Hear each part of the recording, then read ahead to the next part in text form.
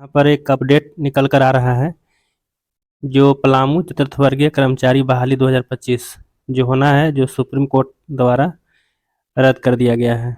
लेकिन अभ्यर्थी जिसका नौकरी पहले से कर रहे थे, लगभग 3-4 साल नौकरी कर लिए थे, वैसे लोगों को जब रद्द किया गया है तो पुनः सुप्रीम कोर्ट पहुंच गए हैं।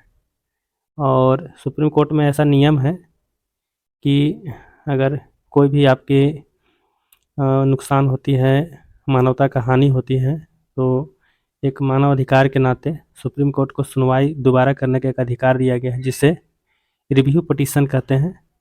और वे रिव्यू पटिशन दायर करने के लिए पहुंच गए हैं। अपने वकील का सेट उठ कर रहे हैं लोग, और वे क्या करेंगे, रिव्यू पटिशन दायर करेंगे। तो अब देखना है कि रिव्यू पटिशन उन लोग को एक्सेप्ट होता है या नहीं, क्योंकि सुप्रीम कोर्ट के जज पर निर्भर करता है कि रिव्यू पटिशन उसका है से जो है से रोका जा सकता है, रिव्यू पटिशन को वह से दायर करने लायक है या नहीं है, इस तरह से देखा जाता है। उसके बाद फिर आगे सुप्रीम कोर्ट कार्रवाई करती है। ऐसा कोई ज़रूरी नहीं है कि रिव्यू पटिशन में जाने के बाद एक्सेप्ट ही हो जाता है, वो आपको नहीं भी एक्सेप्ट हो सकता है। इसका जो दिन है वह 30 दिन तक आप कर सकते हैं। 30 दिन के बाद रिव्यू पटिशन नहीं ली जा सकती है, मतलब सुप्रीम कोर्ट में 30 दिन के बाद रिव्यू पटिशन नहीं होगी, क्योंकि उसका ऐसा नियम है। पहले 90 दिन का होता था, लेकिन इसको घटा करके अब 30 दिन कर दिया गया है। 30 दिन के अंदर ही आपको रिव्यू पटिशन में जाना है। कुछ कारण से कुछ डेट को आगे बढ़ाया जाता है।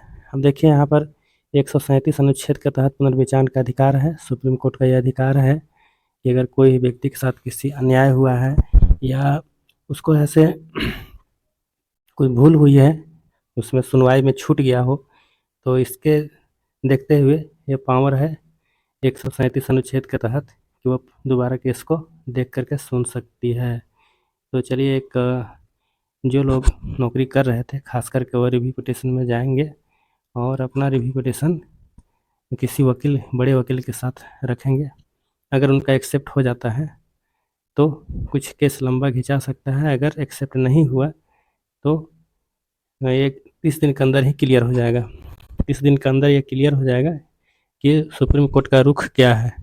उसके बाद बहाली निकलना श्योर है, क्योंकि वैकेंसी तो पूरी तरह से रद्द हो चुका है। और ये अभ्यर्थी मुख्यमंत्री से ही मिले हैं, एक बार डीसी से ही मिले हैं कि हम सभी को नौकरी है, अब क्या किया जाए। तो इस तरह से सरकार के पास निर्णय लेने के लिए वक्त है। फिलहाल उन लोग को वेतन जारी है, मिलते रहेगा ही। अगर भी पटिशन अगर एक्सेप्ट हो जाता है तो फिर वे नौकरी में बने रहेंगे और सुप्रीम कोर्ट में केस चलते रहेगा। चलिए, फिर अपडेट आएगा तो आपको हम ज़रूर बताएंगे। धन्यवाद।